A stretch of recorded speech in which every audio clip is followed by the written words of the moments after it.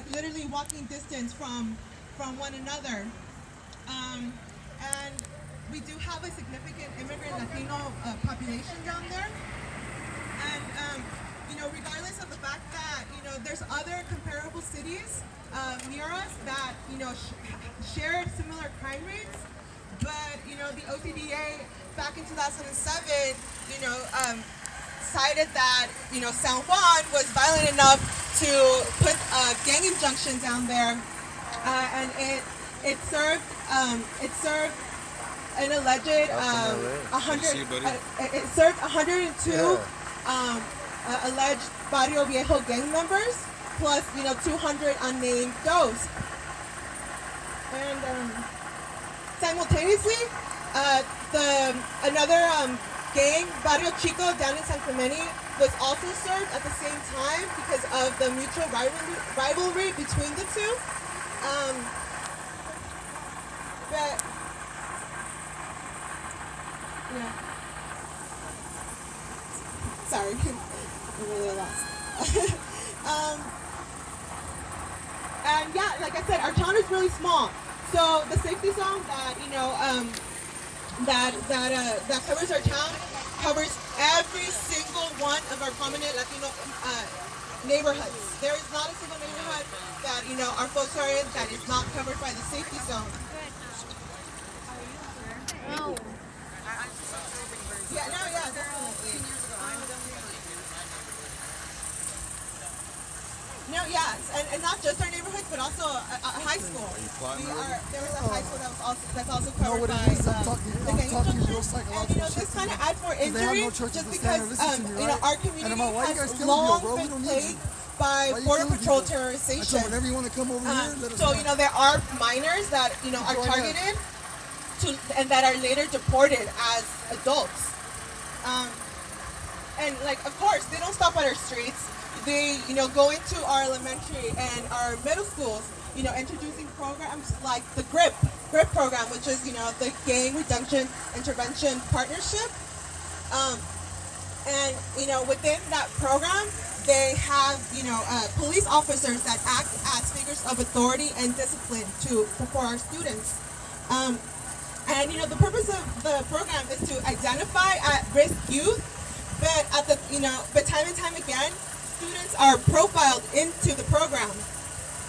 Many families have questioned why they're students when there's no actual reasonable suspicion to consider them gang related. The program places children on a supposed bad path, one that they weren't even on to begin with. It comes to show that these incentives and efforts that the OCDA takes serves to criminalize us and not help us. Yeah, they fail to acknowledge the problems that our communities face and instead label us as the problem. And we know that solutions will not arise unless our community is heard and not spoken for. The OCDA does not speak for our communities. Thank you so much.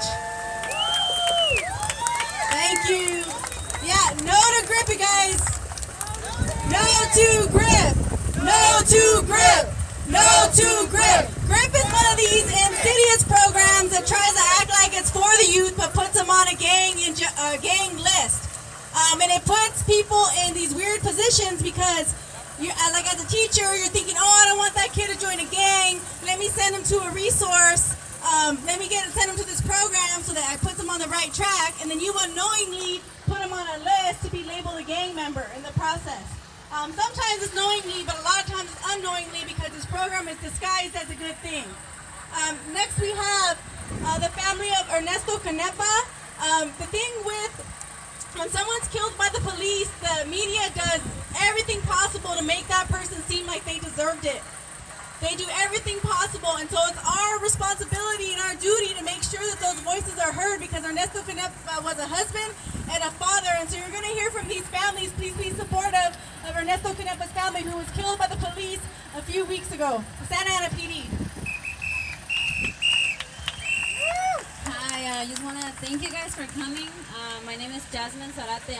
I'm Ernesto Canepa's wife, and I just want to say that I'm grateful for you guys being here, and I never thought I was gonna be involved in in these organizations, and you know, you see it on TV and you're like, it's never gonna happen to you, but when it happens, it's like, it's hard and it hurts, but I'm glad that I can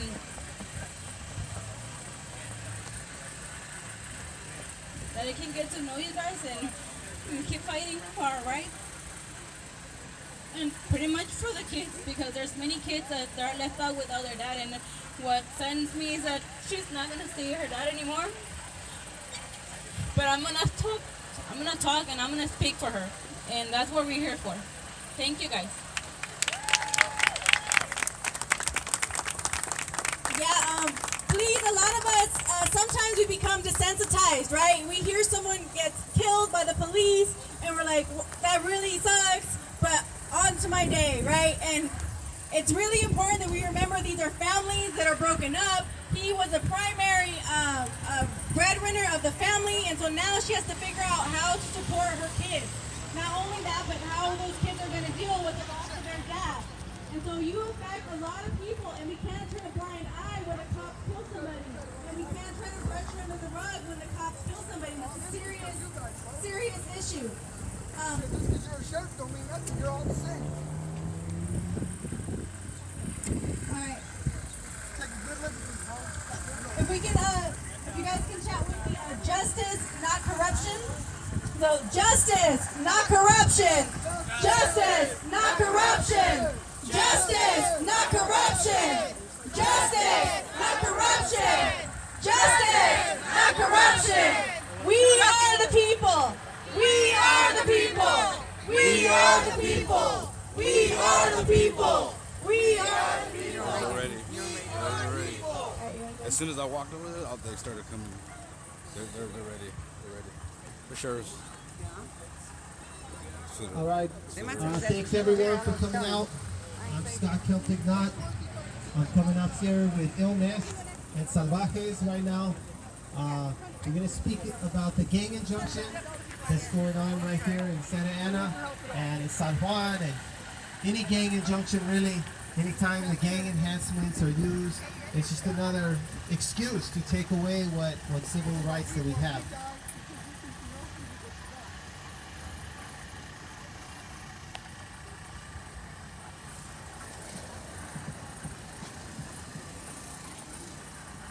Also, another big thing coming up right here downtown Santa Ana, May 1st, May Day. We got a big march. We're in solidarity with opposing the gang injunction, with fighting killer cops, we're fighting against the corrupt DA. We're trying to get the city of Santa Ana, the Santa Ana police, to cancel its contract with ICE, to stop criminalizing migrants, to stop housing immigration detainees in the city jail. So that's coming up May 1st. Yeah. There we go. Check.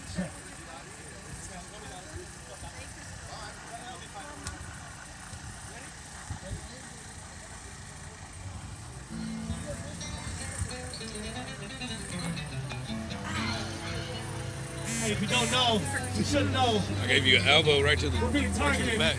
We're aware of this. You gotta bring truth to power, yo. Right there. I'm all bruised up and bloody, tell me why am I here? All I was doing in my neighborhood was drinking a beer. The officers just appeared with their hidden agenda, roughing me up. Of course they forced me to surrender. This public defender is an attorney protector. They're all working together just to keep me forever. Several life sentences with gang enhancements, bullets all over the air. But I never blasted, I'm associated. And where I live on my block, just standing outside of your house is enough to get shot. You get searched, intimidated, pushed and interrogated, pictured and identified. Everything I do's a crime. I'm out of time. I fell for the bargain. My career as a criminal's about to get started. I can't afford court. I know they're up to something. I just found out my block's got a gang injunction. Police state, a magistrate legislates from the bench. The Pope will put your name upon the page of craziness. To sidestep requirements for evidence with no checks, balances. Gang enhancement, special step to human cargo now. In the prison industrial complex, too poor from the outset. Running with the wrong set. The biggest gangs with pull drive-bys on whole countries. Impulsive, like pulling through drive-thrus when you got the munchies. Got the populace locked up with profit. For the best of funny, that's the kind of climate. What it like to to invest the money. People get hyped up on election news, but the truth is, whoever wins, we lose. With both parties invested in the prison, boom, they spend like 6 times more on prison than school. Prison is a business, and business is good. And police union happy when prisons are full. What is the function of a gang injunction? To drop their perimeters and label us all criminals. What is the function of a gang injunction? It's a simple soldier serve officers oversee us. What is the function of a gang injunction? It's the prisoner pipeline. We give it your school time. What is the function of a gang injunction? It's to terrorize us all with the state of martial law. What am I convicted for? It's all about profit. I can't stop it. Money flying up like a cockpit. I thought this was America. Aren't I a minor? Tried as an adult, 16 and a lifer. The prosecutor popping off his mouth, and it's how they do it. Doesn't even matter if they get the right culprit. Gang-related find your rights instantly diminished, and snitches make the best witnesses for prediction. Your pursuit for happiness is war set up to fail. While they're pushing metric tons, I have a baggie to sell. All these crooked corporations are too big to jail. And what's really going on is on a whole nother scale. And the turtles trap in terrarium for phone calls and commissary charge of mass hysteria. The ghosts of Somoza, los contras, they told us it was a war on drugs, just a war on us. We're all getting displaced by occupying senators with pennies in our pockets, fighting corporate developers. The Dark Alliance seeks to always kill the messenger. You said the Orange County Register. Contact my senator, write to my congressman to beg for my freedom from the tyranny of government. I'm done with it. We need to organize the block. The gang injunction's function is to kill a lock us up. What is the function of a gang injunction? Just responsibilities with no accountability. What is the function of a gang injunction? Is to terrorize us all with the state of martial law. What is the function of a gang injunction? Militarized police, you will never see peace. Tell me, what is the function of a gang injunction? Turn the #1 brown town into a sundown town. Yeah, gang injunction function for you. Yeah! Salvajes, where you at? Let's get this going.